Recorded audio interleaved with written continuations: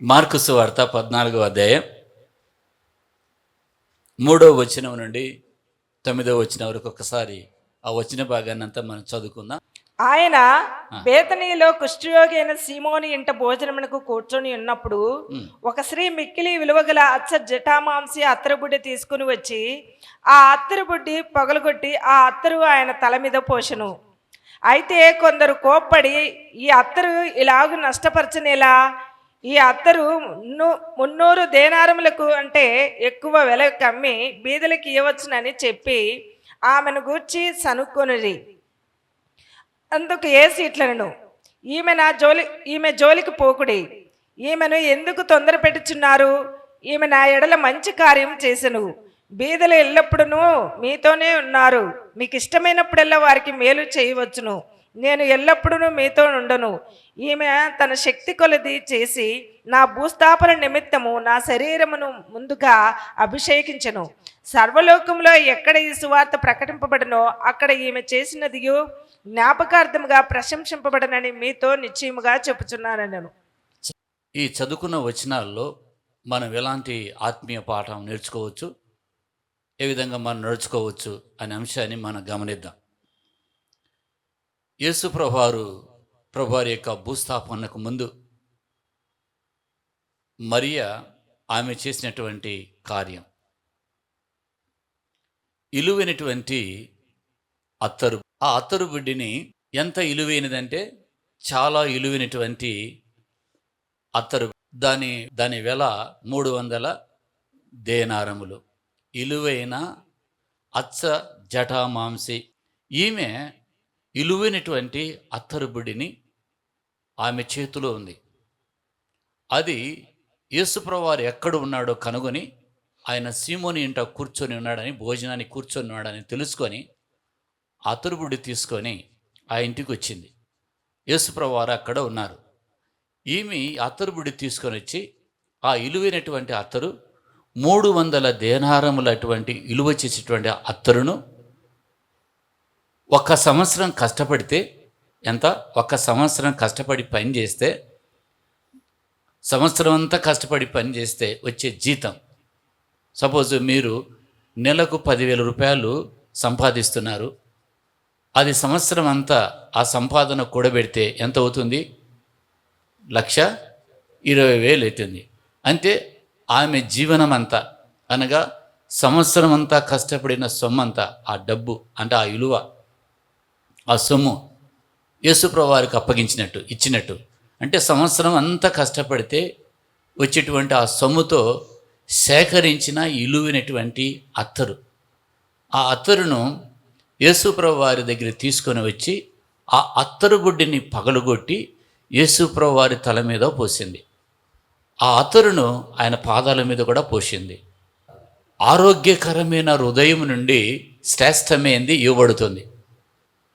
మన హృదయం ఆరోగ్యకరంగా ఉంటే, మన హృదయం మంచిగా ఉంటే మన చేతుల ద్వారా ఇచ్చేది కూడా శ్రేష్టంగా ఉంటుంది. ఆమె హృదయం నిండా దేవుని ప్రేమిస్తుంది కనుక ప్రేమతో చేసేటువంటి ఆ కార్యము యేసు ప్రభువారిని ఆనందపరిచింది. ఎప్పుడైనా చూడండి దేవులారా, మందిరంలో మనం పరిచర్య చేస్తున్నప్పుడు ఇది ప్రభునకు చేస్తున్నా అని చేస్తే ఏమీ లేదు, ఇది పాస్టర్ గారికి చేస్తున్నా అని చేసినట్టుగా ఎట్టుంటుంది?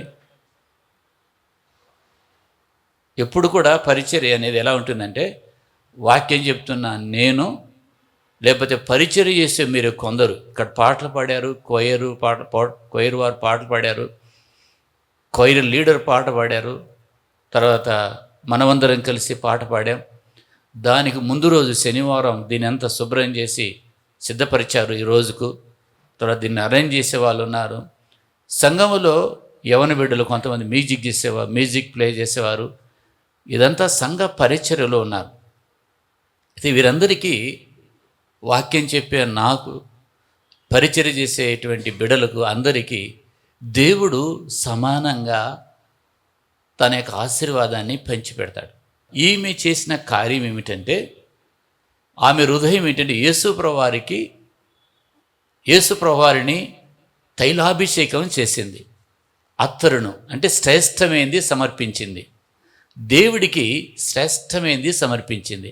ఆమె సమర్పించినది, ఆమె చేసిన కార్యాన్ని మెచ్చుకున్నారా మనుషులు? అయితే ఒక్కొక్కరు ఆమెను విమర్శించడం మొదలుపెట్టారు. ఈమె చేసినటువంటి ఈ శ్రేష్టమైన కార్యం భూస్థాపన నిమిత్తం ముందుగానే యేసు ప్రభు వారి యొక్క శరీరాన్ని ఆమె అభిషేకం చేసింది విలువైనటువంటి అత్తరుతో. ఒక్కొక్కరు ఏ విధంగా మాట్లాడారంటే దేవుడు, అయితే కొందరు కోపపడ్డారు. ఏందమ్మా నువ్వు చేసేది ఏంటి? కోపపడ్డారంట. ఏమైనా ఇంట్లో తీసుకొచ్చి ఇచ్చారా ఏమైనా ఆమెకు? వాళ్ళ ఇంట్లో తీసుకొచ్చి మీకు ఇచ్చారా అని కోపపడ్డానికి కారణం ఏమి? లేకపోతే వాళ్ళ సొమ్ము ఏమో నష్టమైపోతుందా? ఈమె అత్తరును, విలువైన అత్తరును యేసుప్రభు వారి తల మీద పాదాల మీద పోసి తన వెంట్రుకలతో తుడిచి నిజమైనటువంటి ప్రేమ, ఆ యొక్క వర్షిప్ ఆమె చేస్తే కొందరు ఏం చేస్తున్నారు? కోప్పడుతున్నారు. కోప్పడటం ఈజీ, కానీ చేయటం, చేతులారా చేయటం ఎంత కష్టం. వంట చేసిన వాళ్ళు కష్టపడి వంట చేసి మన దగ్గర తీసుకొస్తారు. ఉప్పు లేదని కోప్పడడం చాలా సులభమే, కానీ ఎంత కష్టపడి ఆమె చేసింది వంట, అది మన గమనంలోకి రాదు. వంట చేసి కష్టపడి మన దగ్గర తీసుకొస్తే బాగా చేసావు థ్యాంక్ యూ అంటే అప్రిషియేషన్ చేస్తే బాగానే ఉంటుంది. ఏం చేసావు నీ మొహం అంటే మొదటగా ఏం చేసి కోప్పడ్డారంట. సో ఏ విషయంలో మనం కోపడుతుంటాం? అనవసరమైన కోపాలు ఏమైనా మేలు జరుగుతుందా? అనవసరమైన కోపం, చీటికి మాటికి కోప్పడడం ఒక దైవజనులుగా మాకు తగదు, దేవుని బిడ్డలుగా మీకు తగదు. కోపపడిసిన రీతిలుగా కోప్పడితే దానికి ఏదైనా ఉంటుంది. వీరి సొమ్మేం పోలేదు, అత్తరు పోసినందుకు కోప్పడుతున్నారు. కొందరు కోప్పడ్డారంట. తన శక్తి కొలది చేసిందంట. శక్తి కొలది చేసింది. ఆమె చేసిన పని ఏంటి? శక్తికి మించి, అంటే శక్తికి మించి చేశారు. శక్తికి మించిన ప్రయాణం ఉంది. శక్తికి మించి నీ లైఫ్లో కష్టపడడానికి శక్తికి మించి పని చేయ. ఎందుకు నువ్వు సెటిల్గా? దేవుని చిత్తంలో, దేవుని చిత్తానుసారం కష్టపడడం. సోమరి వాడిని దేవుడిని ఎప్పుడు మెచ్చుకోడు. సోమరి పస్తు పడిండును, సోమరి ఆశపడును కానీ వాని ప్రాణానికి ఏమీ దొరకదు. సోమరి వాని చేను దేడిరాగా, సోమరి వాని చేనులో ఏమున్నాయి? ముళ్ళ పొదలు మొలిచి ఉన్నాయి. చురుకుగా ఉంటా గొప్ప భాగ్యం. ఆమె శక్తి కొలది చేసిందంట. ఇంకా ఈ ఎత్తరు ఇలాగూ నష్టపరచనేలా అంటే వాళ్ళ సొమ్మేం పోయినట్టు. వాళ్ళ సొమ్మేం పోయిందా? నష్టపోయినారా ఏమన్నా? కొంతమంది మంచి సలహా ఇస్తున్నారు. అనవసరంగా నష్టపరిచావమ్మా, బీదలకి ఇవ్వచ్చు కదా. ఎవరికి ఇవ్వచ్చు? ఎంత బీదల మీద ఎంత కనికరం పుట్టో, బీదల మీద ఎంత కనికరం పుట్టో.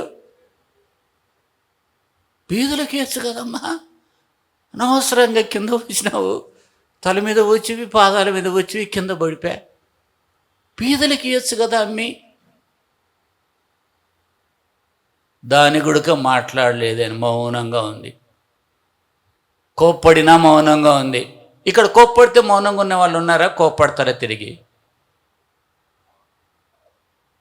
కోప్పడుతున్నారు నీ మీద. నువ్వు కోప్పడినావా లేకపోతే మౌనంగా ఉన్నావా? కానీ కోప్పడినా మౌనంగా ఉంది. మరి ఏమి కోప్పడలే.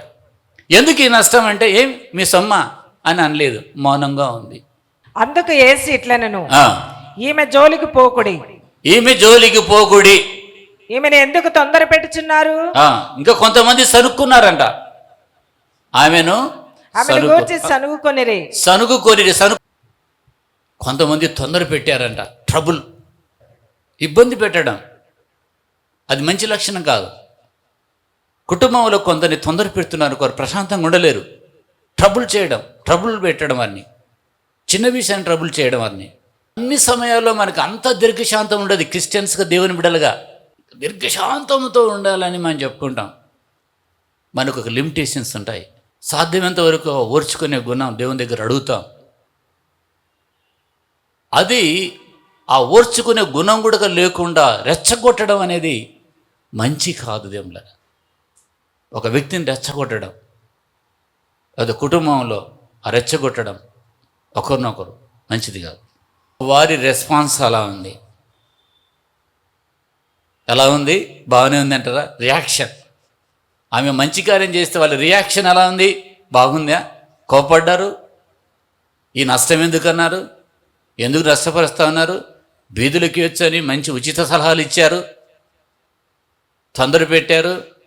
కానీ ఏ విషయానికి ఆమె రెస్పాన్స్ చేయలేదు. ఆమె పని ఆమె చేసుకుంటూనే పోతుంది. ఆమె పని ఆమె చేసుకుంటూనే వెళ్ళింది. మరి యేసుప్రభు వారు ఏం చెప్పిండాలి? వారిలాగానే యేసుప్రభు వారు రియాక్ట్ అయ్యాడా అంటే కాలేదే దేవుళ్ళారా. యేసుప్రభు ఈమె నా ఎడల మంచి కార్యము చేశాను ఏమన్నాడు? She has done beautiful thing. ఆమె నా కొరకు మంచి కార్యము చేశాను, నా ఎడల మంచి కార్యము చేశాను. వారందరూ కూడా ఏమన్నారు? యేసుప్రభు వారు ఏమన్నారు? ఎవరు ఏమన్నది మనం ఈ వాక్య భాగంలో చూస్తున్నాం. యేసుప్రభు వారు అన్న మాటనే మనం ఏం తీసుకోవాలి? ఆ మాటే ప్రాముఖ్యమైంది. నా ఎడల మంచి కార్యము చేశాను. ఈరోజు ప్రశ్న అడుగుతున్నా, నీ వయసు ఎంత ఉందో ఇప్పటికీ, ఇంకా ఈ వయసులో ఇంకో ఎంతకాలం జీవిస్తావో తెలియదు. కానీ యేసు కొరకు నేను ఏం చేశాను ఒక ప్రశ్న వేసుకో, గుండె మీద చేసి. చాలు, నా జీవితానికి నా ఎడల ఒక మంచి కార్యం, దేవుని ఎడల ఒక మంచి కార్యం చేశాను. ఆమె విలువైనది దేవునికి సమర్పించి, శ్రేష్టమైనది దేవునికి సమర్పించి 1 సంవత్సరం కష్టపడితే, ఈ మాట విన్నప్పుడు నాకు చాలా ఆలోచనలో పడిపోయాను. రాత్రి ఈ వాక్యం ధ్యానిస్తున్నప్పుడు, అయ్యో ప్రభువా, నేనేం చేయలేకపోయా నీకోసం. నా ఎడల ఒక మంచి కార్యం చేసి నీకోసం నేను ఏం చేశాను ప్రభువా అని తరిమితను చూసుకున్న హృదయాన్ని ఆలోచించాను. ఏమైనా నేను చేశానని. ఇంత వయసు అయిపోతుంది, ఇంక నాకు టైం తక్కువ ఉంది, నేనేం చేశాను నిద్ర పట్టలేదు. రాత్రి 12 అయింది, తెల్లవారుజామున 3 అయింది, నిద్ర రావటం లేదు, వేదన అయింది, హృదయం అంతా ఆవేదన కలిగింది. నేనేం చేయలేకపోయానే. ఆమెను గురించి మీరు అంతగా ప్రశంసించారు ప్రభువా, నేను దేవుని కొరకు మంచి కార్యం చేయలేకపోయానే. ఈమె నా ఎడల ఒక మంచి కార్యం చేశాను అన్నప్పుడు నేనేం మంచి కార్యం చేశాను? దేవునికి నా సమయాన్ని ఇచ్చానా? లేకపోతే దేవుని కొరకు నేను త్యాగంగా అనేక విషయాలు సాక్ష్యము ఇవ్వవలసిన స్థానంలో అక్కడ సాక్ష్యం ఇచ్చానా? ప్రయాసపడ్డానా? పరిగెత్తవలసిన దానికన్నా వేగంగా దేవుని కొరకు ఎక్కడ అలసిపోకుండా సోమరితనంగా ఉండకుండా పనిచేశానా? చాలాసార్లు నేను ఫెయిల్యూర్ అయ్యానే అజ్ఞానం చేత. నా అజ్ఞానం చేత దేవుణ్ణి బాధ పెట్టానే, దుఃఖపరిచానని వేదన కలిగింది. దేవుడు చాలా వేదన కలిగింది. దేవుని దగ్గరికి వెళ్తే నువ్వు నాకు ఈ కొరకు పని చేశావు అనడానికి ఏదైనా ఉందా? ఈ పని నా కొరకు నువ్వు చేశావు, ఒక మంచి కార్యం చేశావు అని నా గురించి ప్రభు ఏదైనా చెప్పగలడా? ఒకవేళ నీ గురించి ఏమైనా చెప్పగలడా?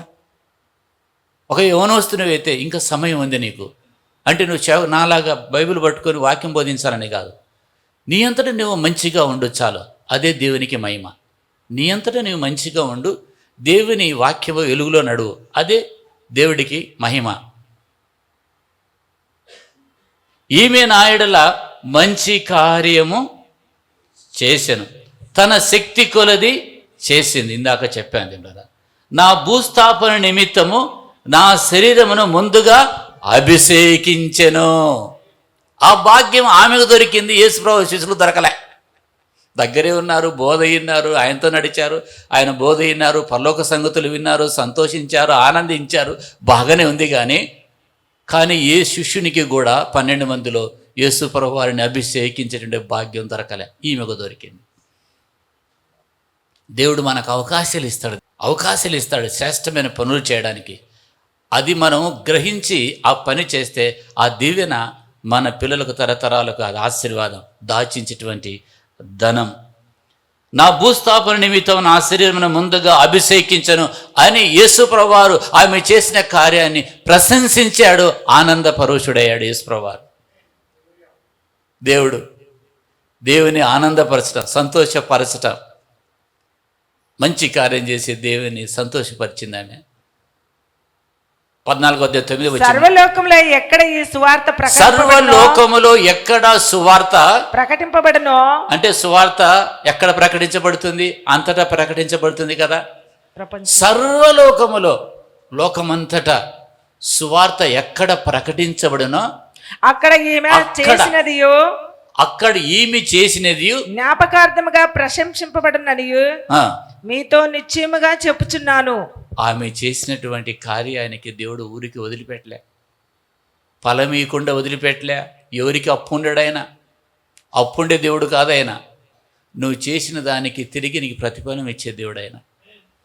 యేసుప్రభు వారికి ఎవరికి అప్పు ఉండడు ఆయన. నాకేసై అప్పు ఉన్నాడని ఎవరైనా ఉంటారు? ఎవరైనా అనేవారు ఉన్నారు? లేరు. ఆయన ఎవరికి అప్పు ఉన్నాడు ఆయన. ఆమె చేసిన దానికి ప్రతిఫలంగా, ఆమె చేసిన త్యాగానికి ప్రతిఫలంగా దేవుడు ఉన్నతమైనటువంటిది మెమరీ, జ్ఞాపకార్థం మన దేశానికి త్యాగం చేసిన వారు, గొప్ప గొప్ప నాయకులు, వారు మేలు చేసిన వారు జ్ఞాపకార్థంగా పెద్ద పెద్ద కూడలిల్లో వారి యొక్క స్టాచ్యూస్ పెడతారు. మెమరీ, ఎవరు పలానా వ్యక్తి. మీరు ట్యాంక్ బండి మీద మీరు ప్రయాణం చేస్తున్నప్పుడు అటువైపు ఇటు సైడ్ నుండి మన సికింద్రాబాద్ వెళ్తుంటే రైట్ సైడ్ అందరి యొక్క అక్కడ కొంతమంది వ్యక్తుల యొక్క శిల్పాలు ఉంటాయి అన్నమాట, బొమ్మలు, జ్ఞాపకార్థం, మెమరీ. కానీ బైబిల్ గ్రంథంలో జ్ఞాపకార్థంగా ఉన్న సంఘటనలు అనేకంగా ఉన్నాయి. మన ప్రభు ఏదైనా మన జీవితంలో చేస్తే అది జ్ఞాపకార్థంగా. గోదావరి మీద ఆనకట్ట కట్టేటువంటిది ఎవరు? కాటన్ ద్వారా. ఆయన బొమ్మ అక్కడ ఉంటుంది, జ్ఞాపకార్థం. ఎవరు అంటే ఇది కట్టినది ఆయన వ్యక్తి. అంటే మన జీవితంలో జ్ఞాపకార్థాలు ఏమీ లేకపోయినా కనీసం దేవునికి నమ్మకంగా ఉన్నాం, బతుకుదా. బీద ఇదవరాలు చేసిన త్యాగాన్ని ఒకసారి మంచదు. 12వ అధ్యాయం 41-44.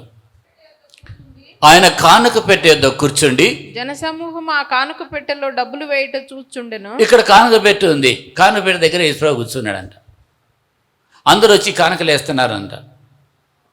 చదవండి సిస్టర్. ధనవంతురాలైన వారు అనేకులు అందులో విశేషముగా సొమ్ము వేయిచుండిరి. అంటే ధనవంతులైన వారు వాళ్ళకున్న ధన సమృద్ధి నుండి విశేషంగా దాంట్లో కానుక ఇస్తున్నారంట. నీ దగ్గర 10 లక్షలు ఉంది, 1 లక్ష, ఒక 10,000 వేయడం పెద్ద కష్టమేం కాదు. ఎందుకు? సమృద్ధి ఉంది కనుక. అలాగా ధనవంతులు వారి సమృద్ధుల నుండి వారు ఏం చేస్తున్నారు? కానుక పెట్టెలో వారు ఏం చేస్తున్నారు? కానుకలు సమర్పిస్తున్నారంట. ఒక బీద విధవరాలు వచ్చి 2 కాసులు వేయగా ఆయన తన శిష్యులను పిలిచి, కానుక పెట్టెలో డబ్బులు వేసిన వారందరికంటే ఈ బీద విధవరాలు ఎక్కువ వేసినని మీతో నిశ్చయంగా చెప్పుచున్నాను. అంటే ఆమెకున్నటువంటిది, బీద విధవరాలుకున్నది 2 కాసులు మాత్రమే. అదే ఆమె జీవనం. అది వేస్తే లేదు, మళ్ళీ నెక్స్ట్ డే వాడుకున్న లేం దగ్గర ఏమి లేదు. అదే తీసుకొచ్చి అక్కడ కానుక పెట్టెలో వేసింది. యేసుప్రభు వారు గమనించి, అందరికన్నా ఏమేసింది? తన జీవనం అంతా వేసిందంట. వారందరూ తమకు కలిగిన సమృద్ధిలో వేస్తే ఈమె తన జీవనం ఎంత వేసిందంట? తన లేమిలో తన కలిగినదంతయు అనగా తన జీవనమంతయు వేసినని చెప్పాను. Yes, life. దేవుడికి ఎంత ఇచ్చినా అంత మనం తక్కువే. కనుక బీద విధవరాలు చేసినటువంటి త్యాగము, సమర్పణ, మరియ చేసినటువంటి ఆమె త్యాగము, ప్రేమతో కూడిన త్యాగం, వీరిద్దరిని దేవుడు ప్రశంసించాడు. మరి దేవుడు మనం చేసే కార్యాన్ని ప్రశంసిస్తున్నాడా అనేది మనకు ప్రశ్న. దేవుడా, అది మనం ప్రశ్నించుకోవాలి. దేవుడు వాక్యం దీవించును గాక. ఆమేన్.